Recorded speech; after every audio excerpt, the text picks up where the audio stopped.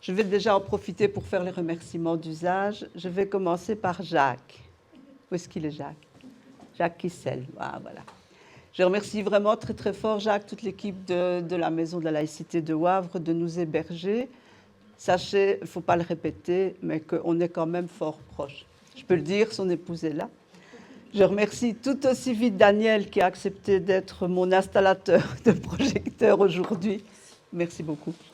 Je craignais le pire aussi parce que, franchement, s'il y a quelqu'un qui n'est pas doué dans le bâtiment pour le chipot de ce genre de truc, c'est moi. Je remercie mon mari Chouchou. Grâce à lui, nous avons du son. Et alors, bien sûr, je remercie les femmes prévoyantes socialistes, section de Wavre, en leur présidente qui va se lever, qu'on la voit là, et la vice-présidente aussi. Voilà. C'est à leur demande, en fait, que Play Again a accepté d'organiser cette soirée. Donc, leur section est en redémarrage et on apprécie beaucoup ce qu'elles font. Donc, voilà, aujourd'hui, je vais tenter de vous faire passer un bon moment en présence de ce que je pense au sujet des croyances et des superstitions. C'est un vaste sujet, ça a déjà fait couler beaucoup d'encre. Et donc, je me présente en quelques mots. Je suis donc présidente de la SBL Play Again, c'est dans cette qualité que je suis là ce soir. Je suis présidente de Laïcité Brabant Wallon, ça je pense que la plupart d'entre vous, vous le savez. Je suis aussi auteure, chroniqueuse et comme vous voyez, conférencière. Et j'ai créé il n'y a pas très longtemps ma propre entreprise pour faire du coaching pour des dames autour de la cinquantaine qui se retrouvent un peu en désespoir de devoir se recaser au niveau professionnel. Elles ont besoin de mise à niveau bureautique. Elles ont surtout besoin qu'on leur redonne confiance en elles. Et donc, moi qui ai souffert du syndrome de l'imposteur pendant toute ma vie, je sais ce que c'est. J'ai appris à le surpasser et j'aide celles qui en souffrent actuellement à s'en sortir et à pouvoir s'assumer. Je trouve qu'autour de la cinquantaine, on a encore 10 à 15 belles années devant soi. Et plus, hein, Roland. Oui. Voilà, pour la présentation, ça ira comme ça. Je vous ai aussi mis quelques bouquins pour vous montrer dans quoi je sévis. Donc, j'adore la poésie, j'ai écrit des nouvelles, j'écris pour le théâtre, j'adore. Il y a une pièce notamment Game Over qui a bien tourné, qui a été produite.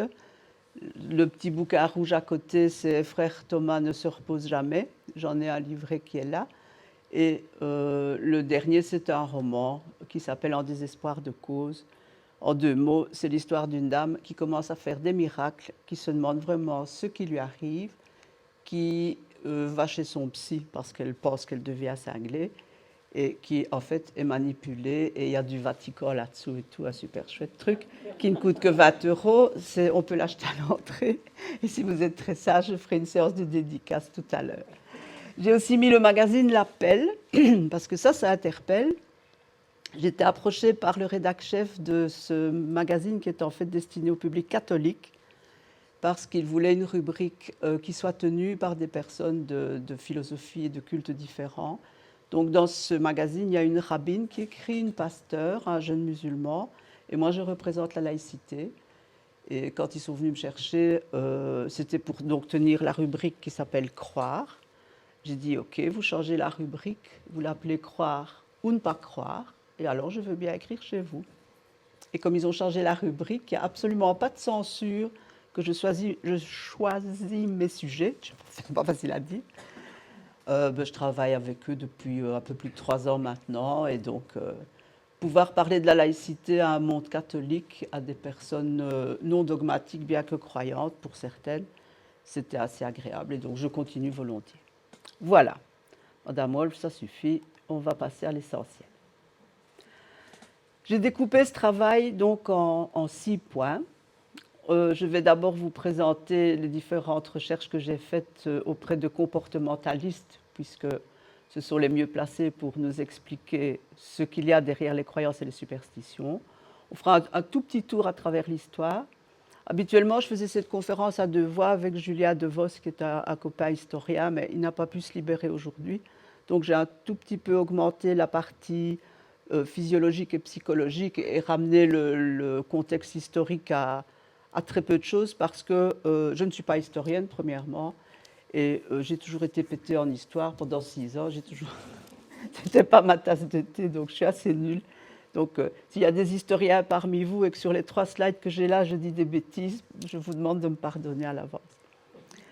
On parlera du cerveau et des réflexes de survie de l'humain, voir aussi dans quel domaine les superstitions ne seraient pas un remède à l'angoisse, voir quelques grandes superstitions classiques, aussi bien dans nos pays qu'ailleurs, et comme conclusion, je vous proposerai d'identifier nos propres croyances et puis on va laisser beaucoup de place aux questions-réponses aussi, au débat. Donc je vais essayer de ne pas être trop longue. Voilà, on va d'abord voir ce que les comportementalistes nous apprennent. Donc je rappelle quand même que l'éthologie, c'est l'étude du comportement des diverses espèces dans leur milieu naturel ou pas. Et on parle d'espèces lorsque les éléments sont capables de se reproduire entre eux, sont viables et que ce qui est issu de leur reproduction, dont leur descendance, est également capable de se reproduire. Si vous prenez par exemple le bardeau qui est entre le cheval et l'âne, enfin et l'ânesse, il est viable, mais il n'aura pas de descendance. Donc on ne parlera pas d'une espèce pour ce qui concerne ce genre de croisement, on parlera simplement du fruit d'un croisement. Donc une espèce capable de se reproduire, la descendance est viable et elle peut se reproduire. Quand on parle des comportements humains, des processus comportementaux, quand on envisage les humains en tant qu'espèces, on parle à ce moment-là d'éthologie humaine. Et lorsque l'on parle du comportement humain, mais lié plus à la psyché, à la pensée, c'est à ce moment-là qu'on va parler de psychologie. Alors, les 3 grands précurseurs dans le comportemental sont messieurs Pavlov, Watson et Skinner. Pavlov, on le connaît pour son chien qui bave. En général, quand on parle de lui, c'est avec ça comme souvenir. C'était un médecin, c'était aussi un physiologiste. Il était russe et il a été lauréat du prix Nobel de physiologie. Et il est associé à cette célèbre expérience qui consistait, avant de donner de la nourriture à un chien, de faire retentir une petite sonnette, puis de lui donner de la nourriture. Et grâce à lui, on a constaté que le simple fait de faire sonner la petite sonnette, même quand on ne lui donnait plus rien, faisait baver le chien. Donc il avait en fait initié un comportement répétitif qui était basé sur la petite sonnette.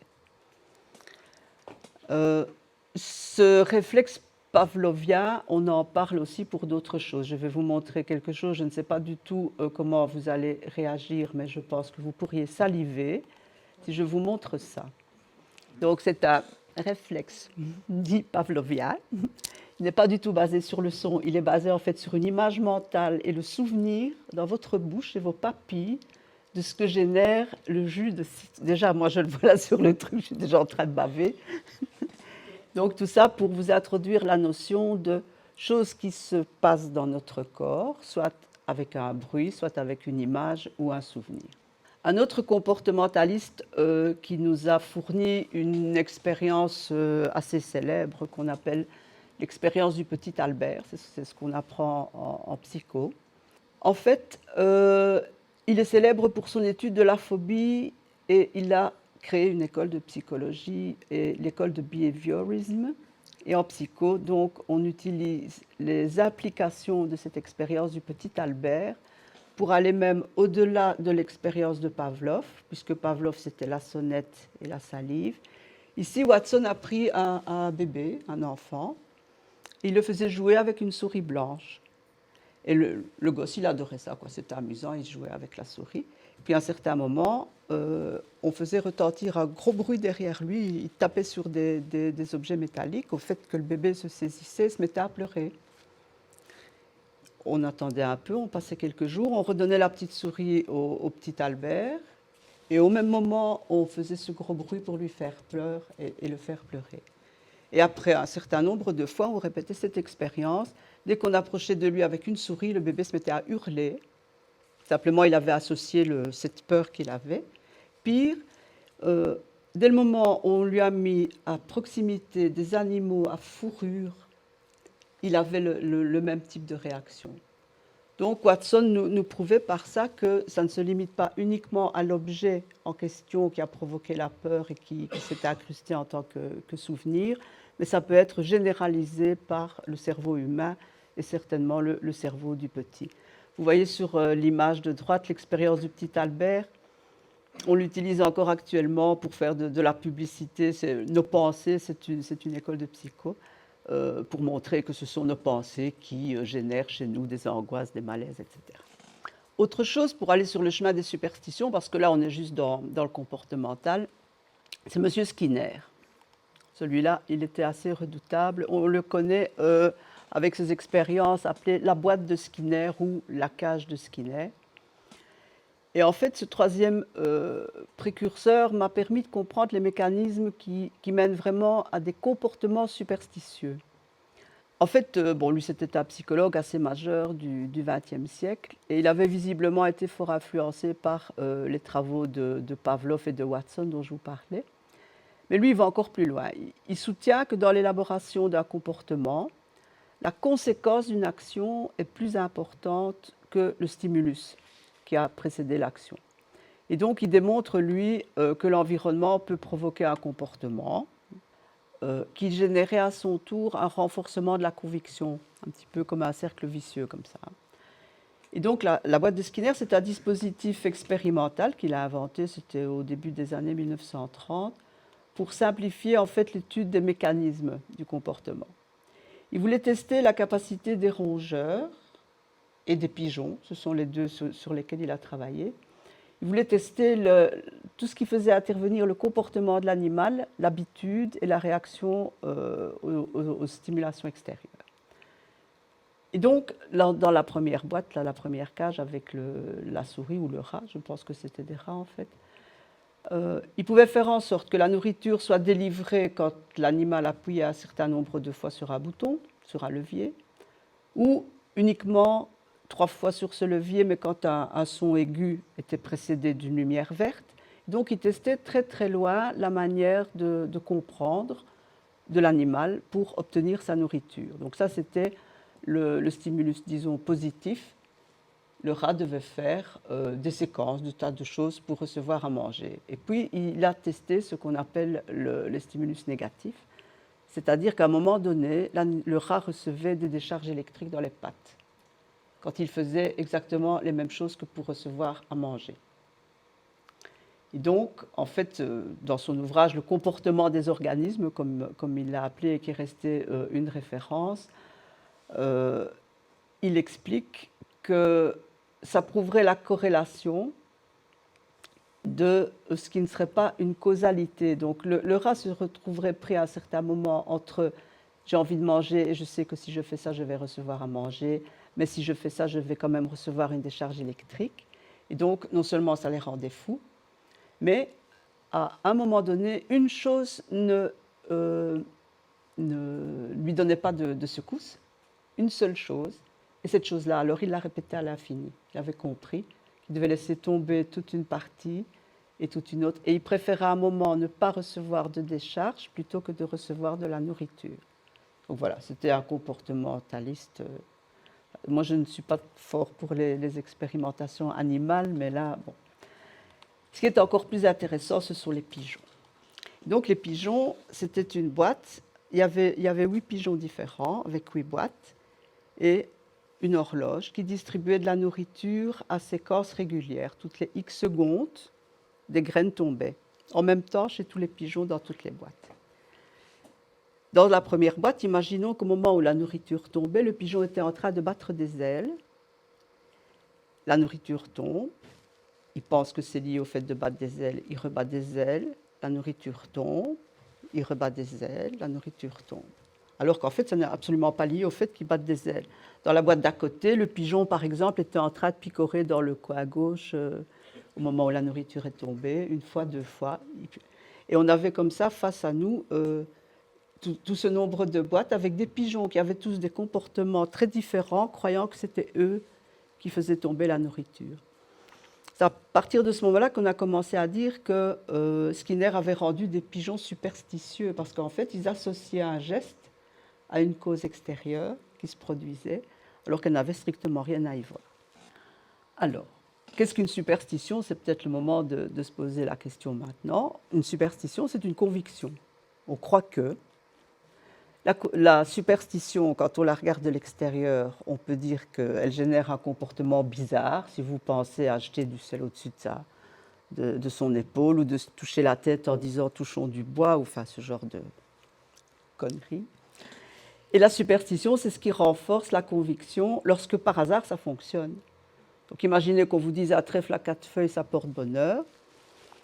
On vous donne un trèfle à 4 feuilles, le lendemain vous gagnez au loto. Je vous défie d'essayer de penser autrement que de vous dire que le trèfle à 4 feuilles porte bonheur. Et on est tous victimes de ça, peu ou prou, ça je vous l'assure. Alors, parlons de ce qu'on peut appeler un comportement bizarre. Là, c'est encore un comportementaliste, un éthologue qui nous en a donné la preuve. Lui s'était intéressé, c'est donc Karl von Frisch, il s'était intéressé au comportement des abeilles, à la danse des abeilles. L'abeille a deux types de danse. Soit elle vole en rond, soit elle vole en 8.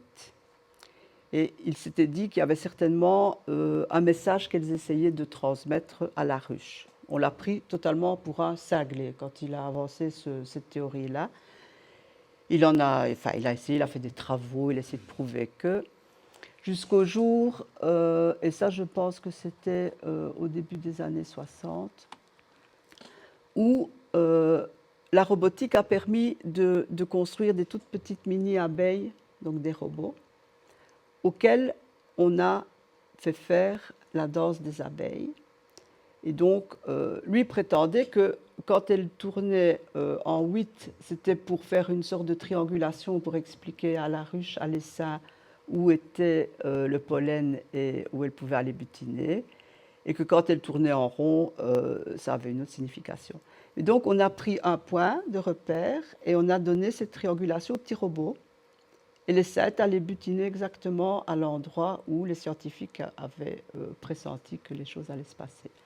Donc, j'en reviens à mon comportement bizarre. Vu de l'extérieur, ces abeilles, aussi longtemps qu'on ne comprenait pas ce qu'elles faisaient par leur comportement, ils pouvaient être qualifiés de bizarres. On a dû attendre par après que la science puisse prouver que c'était un comportement tout à fait adéquat. Ici, nous avons M. Tinbergen, dont j'oublie toujours le nom. M. Tinbergen, lui, au niveau du comportement, il a apporté une analyse un peu plus approfondie. Il s'est vraiment intéressé à la compréhension de quand un comportement apparaît chez un individu et à partir de quel moment ce comportement-là apparaît dans l'espèce et va être transmis notamment aux générations suivantes. Ce qui déclenche un comportement et pour lui, ça touche à l'évolution. Donc le comportement d'un individu qui se transmet à l'espèce, c'est pour protéger l'espèce et pour qu'elle puisse continuer à se reproduire. On peut passer directement aussi aux besoins de l'humain qui ont été notamment définis par Virginia Henderson, qui était infirmière, et à la pyramide de Maslow, que certains d'entre vous connaissent un petit peu mieux. Je vais passer rapidement là-dessus, on n'est pas en cours de psycho. Mais donc, le niveau inférieur qui est le manger, le boire, le dormir et se reproduire, qui sont des besoins physiologiques de base et qui sont partagés par tous ceux des espèces vivantes. Le besoin de sécurité, de se sentir protégé. Quand ces deux premiers besoins sont rencontrés, il y a un besoin d'appartenance aussi au groupe pour se sentir accepté, un besoin d'estime, d'être reconnu, et un besoin d'accomplissement. Ça, c'est ce qui est sur les 5 niveaux de la pyramide de Maslow, Abraham. Et il est apparu assez récemment, aussi bien pour les croyants que pour les non-croyants, une forme de besoin d'éternité. Pour le croyant, cette éternité, c'est la vie après la mort, c'est le paradis, etc. Et pour le non-croyant, c'est de laisser des traces dans les mémoires. Maslow n'avait pas anticipé, pour lui, il s'arrêtait aux 5 premiers besoins. Mais maintenant, on a un tout petit peu, disons, complété cette pyramide par ce besoin d'éternité. Vous allez voir que tout ça intervient dans le processus de la superstition et de la croyance. Donc, ce qui concernerait les superstitions, ce serait pour se protéger et pour ne pas manquer. Donc, on répéterait certains gestes pour avoir de la chance, gagner des sous, gagner à la loterie, etc., ou pour qu'il ne nous arrive rien. Et faire partie du groupe, faire comme le groupe, ce serait ce besoin de transmission. Et c'est pour ça que certaines familles continuent à transmettre des fortes croyances en quelque chose, même si vu de l'extérieur de la famille, ça semble un peu bizarre ou un peu stupide. Mais c'est toujours dans cette espèce de besoin d'éternité qu'on continue à vénérer et à faire comme on l'a toujours fait dans la famille. Et donc Pascal Boyer, c'est un anthropologue américain d'origine française en fait. Et lui, il s'est intéressé à l'articulation entre les différentes sciences humaines et naturelles pour étudier l'humain sous tous ses aspects, mais aussi dans tous les contextes religieux, sociaux, géographiques, etc. Et il est fort connu pour son ouvrage « L'homme créa les dieux ». Et ça, franchement, si vous parvenez encore à trouver ce bouquin, c'est assez extraordinaire.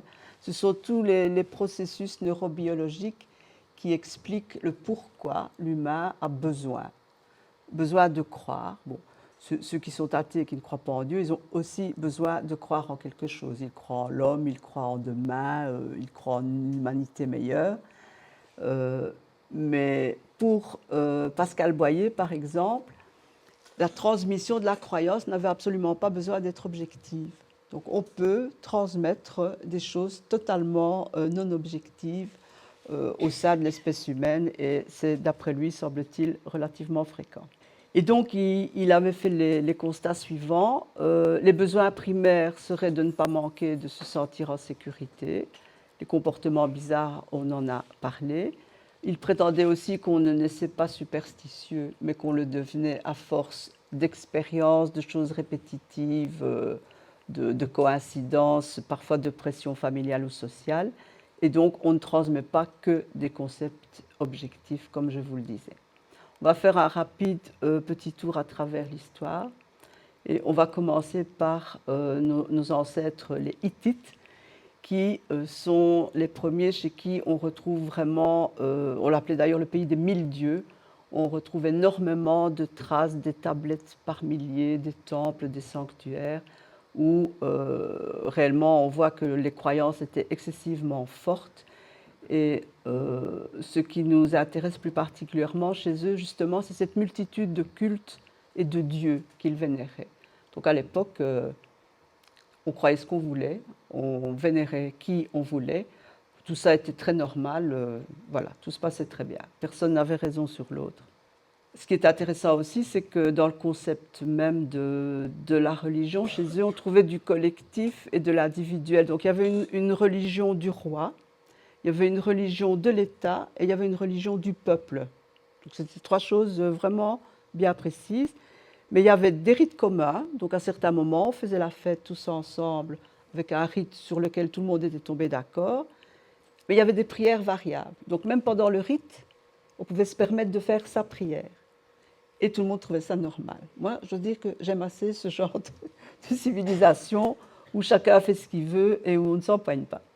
Chez les Grecs, là, la piété, ça consistait à pouvoir prier et sacrifier pour être agréable aux dieux. Et c'est là que ça devient vraiment intéressant. Donc, respect des traditions, des limites à ne pas franchir, avec les lois divines, des offrandes, des prières. Et il disait à l'époque, pour accorder aux dieux ce qui leur est dû. Chez les Romains, la religion, c'est aussi envers les dieux, mais c'est la justice envers les dieux et envers les morts. Là, on entre dans une expression des croyances qu'on peut qualifier plutôt de civique et de ritualiste, parce qu'elle est réellement conçue par et pour l'État. Des espaces terrestres ou célestes sont dédiés aux dieux, et c'est un petit peu comme si les dieux étaient nos partenaires et on passe des contrats avec eux. Et donc, si on fait vraiment des choses pour leur faire plaisir, alors il ne nous arrivera rien de moche. C'est vraiment l'État romain, c'est très très codifié, très mis en loi, la citoyenneté est vraiment très définie. Il y a les augures, les pratiques divinatoires qui commencent à se généraliser. Et donc, chez les Romains, par exemple, l'augure, c'est le prêtre qui est chargé d'interpréter des phénomènes naturels, mais qui sont considérés comme des présages, des messages des dieux. Donc, ils étaient maîtres des signes en quelque sorte. Par exemple, il était exclu de partir à la guerre si les dieux n'avaient pas donné, par un vol de pigeons ou de n'importe quoi, le signe que les choses allaient bien se passer. L'augure, ça désignait également la pratique divinatoire qui était exercée par ces prêtres. Et on y trouvait par exemple la lecture, je vous le disais, dans le vol des oiseaux, ou la manière dont ils mangeaient. On commençait à interpréter des phénomènes comme la foudre, et c'est là aussi qu'on voit les prémices de l'astrologie. On retrouve pas mal de traces où on voit par exemple qu'ils commencent à diviser les choses suivant les maisons de l'astrologie moderne et les différents signes également en pratique divinatoire. Si on peut commencer à parler de superstition chez les Romains, c'est parce qu'il y a une forme de vénération qui, dès le moment où on ne trouble pas l'ordre établi, laisse la possibilité à chacun d'accorder une valeur sacrée, y compris à des objets, des amulettes, un petit morceau d'os ou des choses comme ça, que l'on charge de signification. Et donc là, tout doucement, on peut commencer à dire qu'on trouve la superstition. On en revient à 2 minutes au réflexe de survie, mais pour un petit peu analyser le cerveau en passant. Donc, Darwin prétendait 2 choses, et je pense qu'il n'avait pas tort. C'est que le vivant veut vivre à tout prix. Donc, tout ce qu'on observe comme modification et ces erreurs du vivant, c'est dans un seul but, c'est que la vie se poursuive.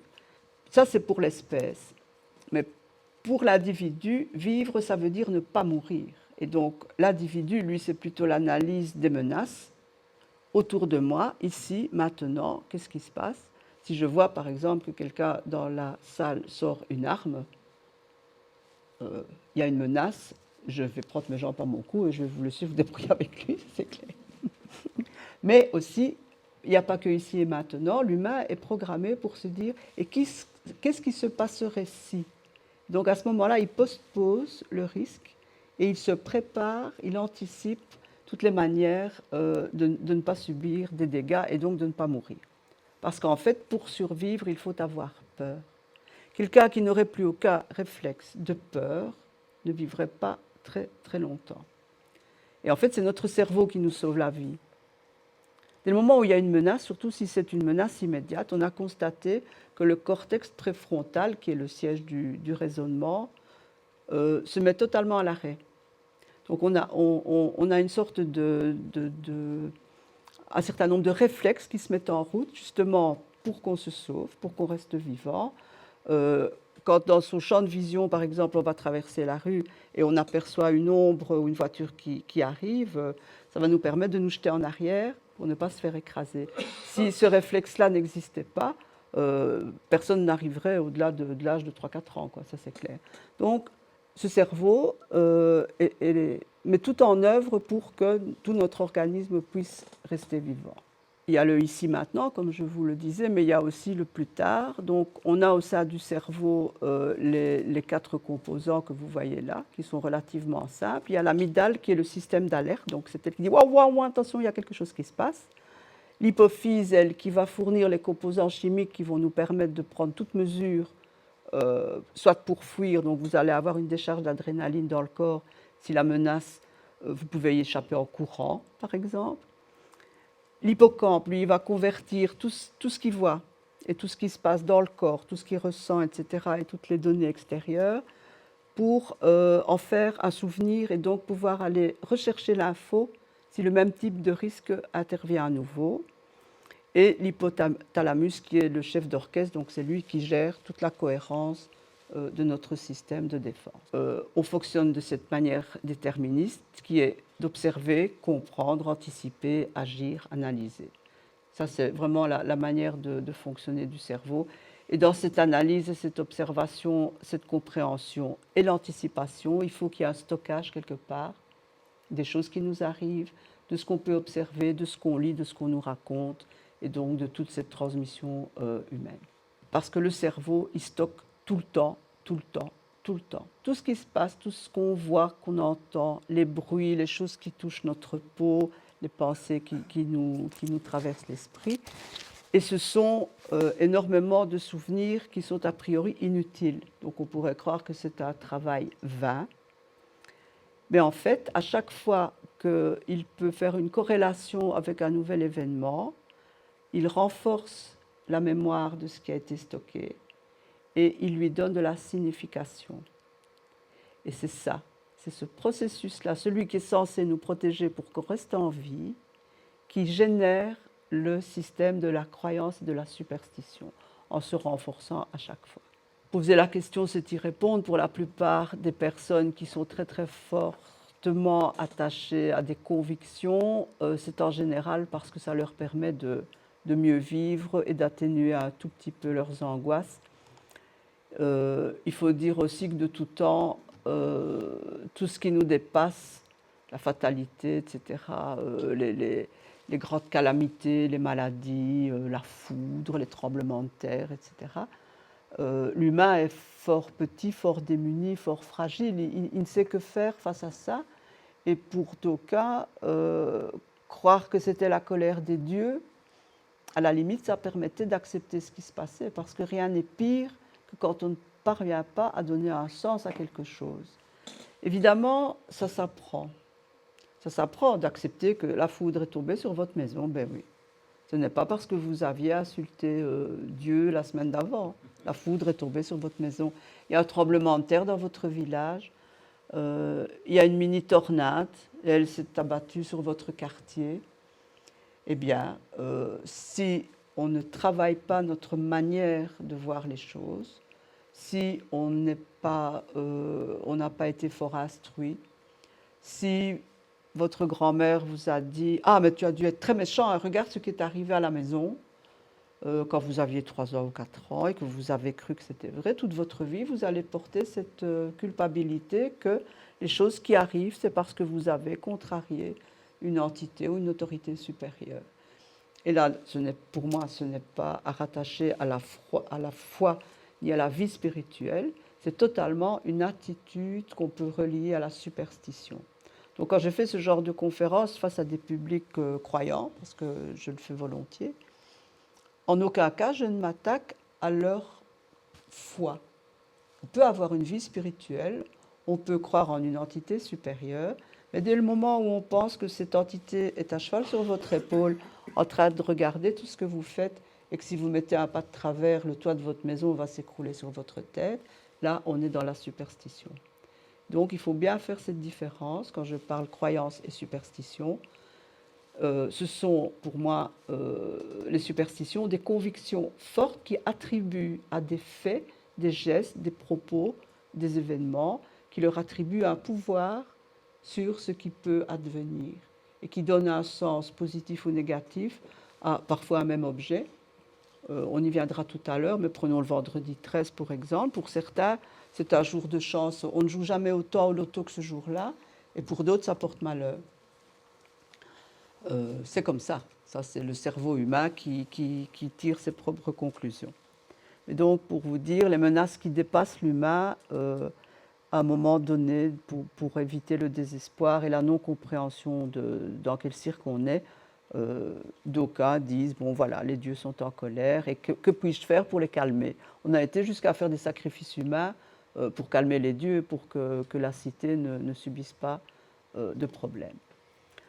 Dans le cas des superstitions, donc, je vous disais, le cerveau, il emmagasine des tas de données tout le temps. Donc, on part d'un vague souvenir, d'une expérience personnelle liée à quelque chose de vague, mais le cerveau va le rattacher à ce qui se produit pour le moment.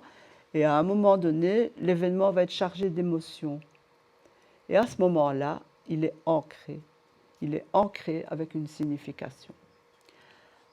Si on parvient à raisonner et à analyser nos croyances, à analyser nos ressentis, on va pouvoir assez rapidement enlever ce lien entre la corrélation et de se dire non, ce n'est pas parce que j'ai raccroché au nez de ma belle-mère qu'elle a eu une crise cardiaque le lendemain.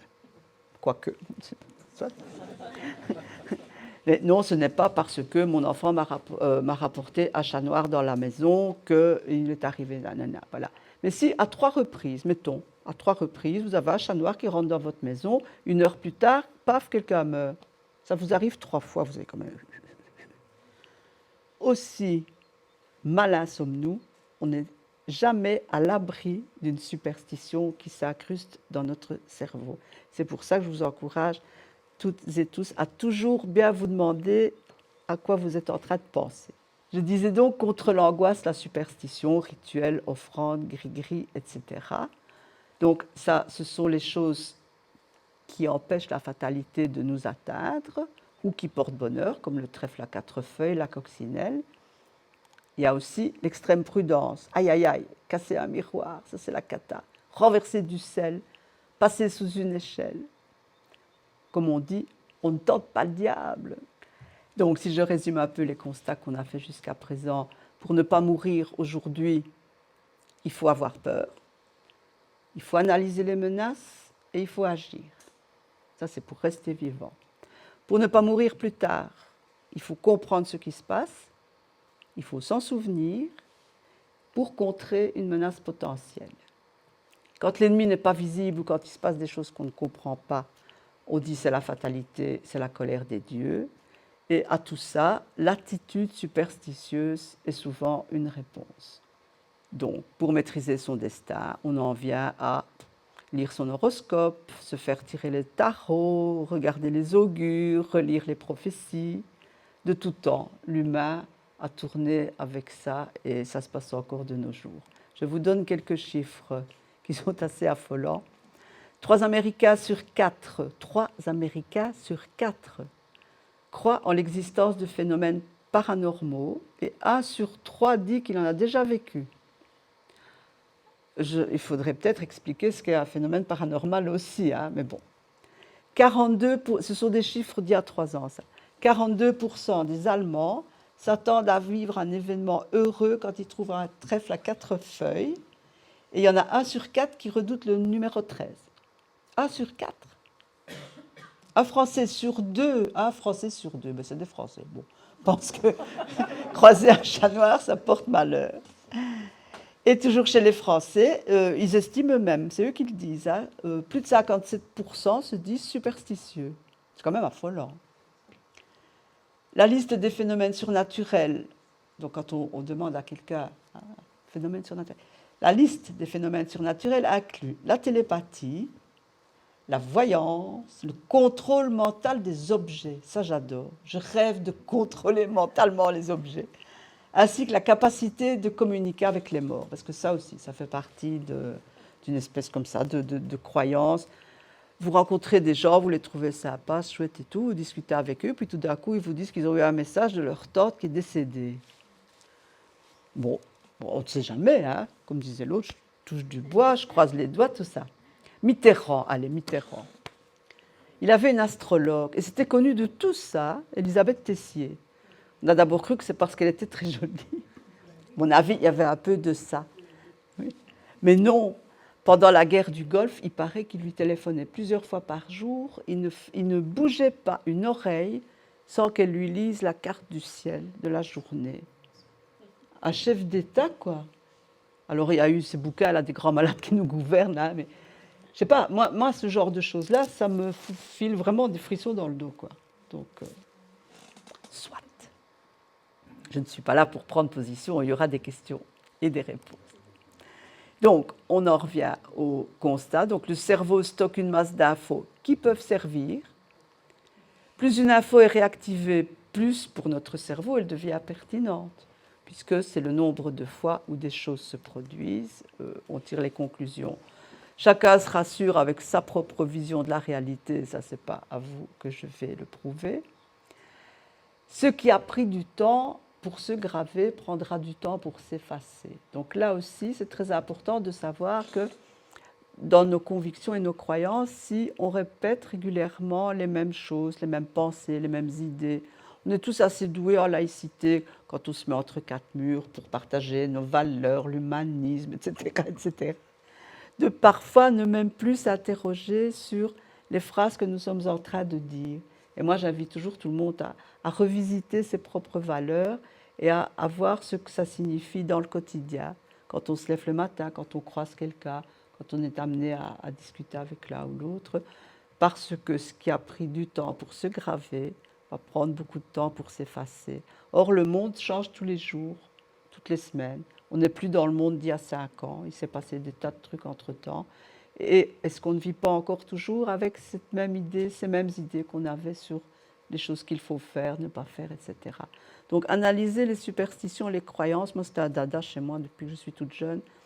J'essaie de comprendre ce qui peut motiver des humains censés être évolués à continuer à s'accrocher à comme ça des petits morceaux de croyances et de convictions qui ne sont plus adaptés à l'âge qu'ils ont, au type de famille qu'ils ont, au type d'amis, etc. Enfin voilà, je vous partage mes réflexions sur le sujet. Et la pathologie, qui peut s'analyser comme un comportement de type superstitieux, ça je voulais en dire juste un petit mot en vitesse, puis on arrivera assez vite aux questions. C'est notamment dans les TOC. Donc vous savez qu'il y a des personnes, par exemple, qui se lavent les mains, puis doivent partir, se relavent les mains encore, et puis doivent partir et puis se relavent les mains, avec ce sentiment profond que si elles ne le font pas, il va arriver quelque chose de catastrophique. D'autres, c'est vérifier que la portière de leur voiture est fermée. Ils s'éloignent de la voiture, ils reviennent. Ils savent bien, leur cerveau le sait qu'ils ont fermé la porte, mais ils doivent revenir quand même. Sinon, il va leur arriver quelque chose de dramatique. D'autres vont dans la rue marcher uniquement sur les lignes.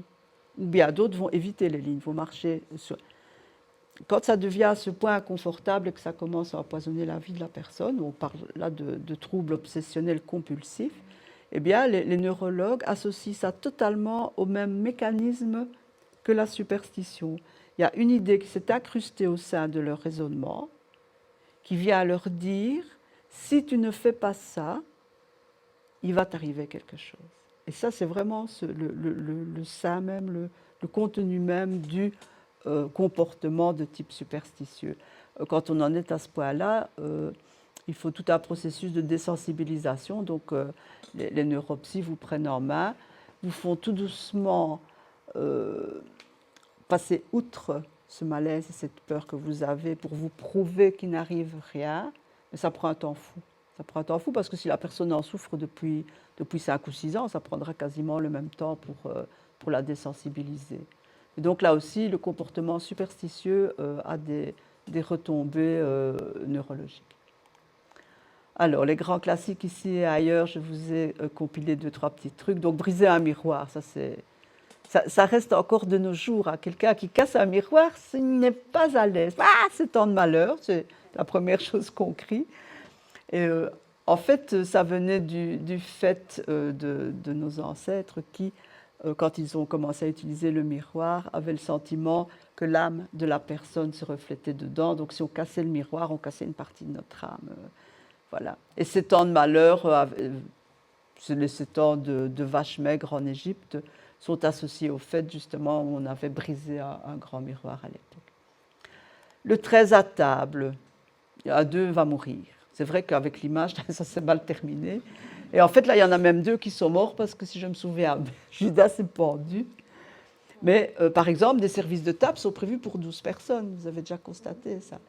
6 personnes ou 12 personnes. Demandez un peu d'avoir un service de 13, vous n'avez pas trouvé. Et donc, la phobie du 13 à table, c'est la triskaïdécaphobie. Si jamais ça vous intéresse, je peux vous l'envoyer par mail. Porter du verre au théâtre, un acteur va mourir. Je ne sais pas si vous avez des amis qui sont dans le monde du théâtre. Molière est mort peu après la représentation du Malade imaginaire. Il avait un costume vert. Ça vient renforcer l'affaire. Et en fait, au XVIIIe siècle, ça tombait comme des mouches ceux qui portaient du vert parce que la couleur verte était à base d'arsenic. Et donc, quand vous êtes sur scène avec les lumières, etc., et que vous transpirez, l'arsenic entre par les pores de la peau. Et il y avait effectivement, quand quelqu'un portait du vert, très souvent, ils avaient des malaises dans les jours qui suivaient. On a mis tout un temps avant de se rendre compte que ce n'était pas la couleur, mais le poison qui était utilisé pour la teinture. Le vendredi 13 aussi. Celui-là, il dit « J'ai mon ticket de loto ». C'est vendredi 13, il ne va pas en profiter longtemps. Et donc on lui donne aussi, c'est ce que je vous disais tout à l'heure, le vendredi 13, on lui donne le sens qu'on veut. Je pense que ce n'a pas été un hasard que les terroristes choisissent le vendredi 13 en 2015 pour attaquer Paris. Et je vais vous raconter une mini-anecdote qui m'a quand même un petit peu dérangée, je dirais. C'est le mot dérangée. Donc ce jour-là, le vendredi 13, je donnais une conférence avec Julia De Vos. Je ne sais même plus où c'était. Mais après, on partait en Ardennes. On partait à une dizaine de copains. C'était le 12, la conférence. C'était le 12, oui. Et ça s'appelait Demain, c'est vendredi 13. Voilà. Je ne suis pas superstitieux, ça porte malheur. Voilà, c'était ça le titre exact. Oui, voilà. Comme dit Coluche. Et on était en Ardennes, là, on avait déjà tous bu un verre. Et puis, on a vu les infos et on a vu tout ce qui se passait à Paris. Mais Julien, lui, ça l'a encore plus touché que moi. Parce qu'il a associé ce vendredi 13. On avait passé un super bon moment à faire cette conférence en rigolant là-dessus, vendredi 13. Et puis le lendemain, il y avait plein de morts, quoi. Et donc, rétrospectivement, je pense que ce n'était pas par hasard qu'ils ont choisi un vendredi 13, parce que pour les Occidentaux que nous sommes, c'est connoté, soit en bien, soit en mal, et c'est resté encore plus dans les mémoires que ça ne le serait si c'était arrivé un autre jour qu'un vendredi 13. La phobie, c'est la paraskevidécatriaphobie. De toute façon, je ne le retiendrai pas par cœur, donc on s'en fout. Le caca de chien. Le beau, hein, mon chien, le beau, mon chien. Eh bien, donc il est connu que marcher dans un caca de chien du pied gauche, ça porte bonheur. En revanche, du pied droit, ça porte malheur. Moi, je dis dans les deux cas, faites gaffe quand même de ne pas tomber. Alors, dans d'autres pays, par exemple en Russie, on dit qu'un seau vide est synonyme de malheur. Tout ça vient du fait que le tsar Alexandre II a été assassiné avec un coup de seau vide. Je ne savais pas. Les Égyptiens craignent les hiboux depuis des millénaires. Pour eux, les hiboux sont porteurs de mauvaises nouvelles. En Chine, c'est le chiffre 4 qui est très très mal vu. Aux États-Unis, par exemple, dans certains hôtels, vous n'avez pas de chambre 13 ni de 13e étage dans l'ascenseur. En Chine, il n'y a pas de 4e étage dans certains buildings. En Espagne, c'est le mardi qui est mal vu parce que le mardi se dit martes et ça signifiait petit diable. Et donc ça leur fait peur. En Finlande, si on tue une araignée, il pleuvra le lendemain parce que ce n'est pas de bon augure. Au Rwanda, les femmes ne mangent pas de viande de chèvre parce qu'elles auraient des poils qui leur pousseraient sur le visage. Et je vais finir par le Brésil. Laisser un sac ou un portefeuille toucher le sol, c'est une grave erreur. Ça signifie que vous allez devenir pauvre. Voilà. Donc je vous ai comme ça repris 2-3 petits trucs. Alors, quand je vous parlais d'identifier nos croyances, je vais aller assez rapidement. Donc au niveau des neurosciences, on pense que nous avons 3 centres de programmation en tant qu'humains. La tête, tout ce qui concerne la culture, le langage, l'intuitif. Le cœur, par nos émotions. Et le corps, c'est cette machine qui nous rappelle à l'ordre à coup de symptômes. Et donc, vous avez une expérience, lorsqu'elle est négative, vous en tirez une conclusion, par exemple, je suis nul. Votre pensée qui va tourner en boucle, c'est même pas la peine d'essayer puisque de toute façon je suis nul et donc ça n'ira jamais. Les émotions qui vont émerger vont être du découragement, de la tristesse. Et le comportement qu'on va avoir va être de l'autosabotage, donc un évitement. On va tenter de ne pas reproduire l'expérience parce que de toute façon, on est persuadé que ça va rater. On se renforce dans cette réalité négative et on valide le sabotage. Donc ça, c'est aussi une petite parenthèse, c'est que ça fait aussi partie du processus de superstition, c'est de croire que parce que dans certaines circonstances, on a raté quelque chose, si on recommence, de toute façon, on va rater. C'est faux, c'est faux. Et il faut se le rappeler régulièrement, parce que c'est avec ça qu'on s'empoisonne la tête, qu'on n'ose plus et qu'on entre comme ça dans des systèmes de croyances personnelles qui sont totalement erronés, qui nous empêchent d'agir de manière apaisée. 3 moyens de déceler nos croyances, identifier nos pensées, nos émotions, le ressenti, c'est hyper important. Beaucoup d'entre nous, à l'heure actuelle, ont le sentiment qu'avoir des émotions, c'est pas bien. On s'empêche de pleurer, on s'empêche d'être pas bien. Mais si on n'est pas bien, on n'est pas bien. Il faut essayer de comprendre pourquoi, il faut laisser monter l'émotion et surtout observer nos comportements.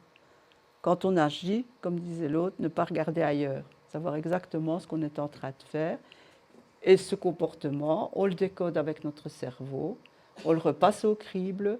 Et si chaque fois nous nous imposons d'avoir ce genre d'attitude, on ne laissera pas des croyances s'enquister dans notre cerveau et prendre possession de notre avenir. Voilà. Et donc, moi je dis, ils sont fous ces humains. J'adore ce chat. Et on peut passer aux questions-réponses.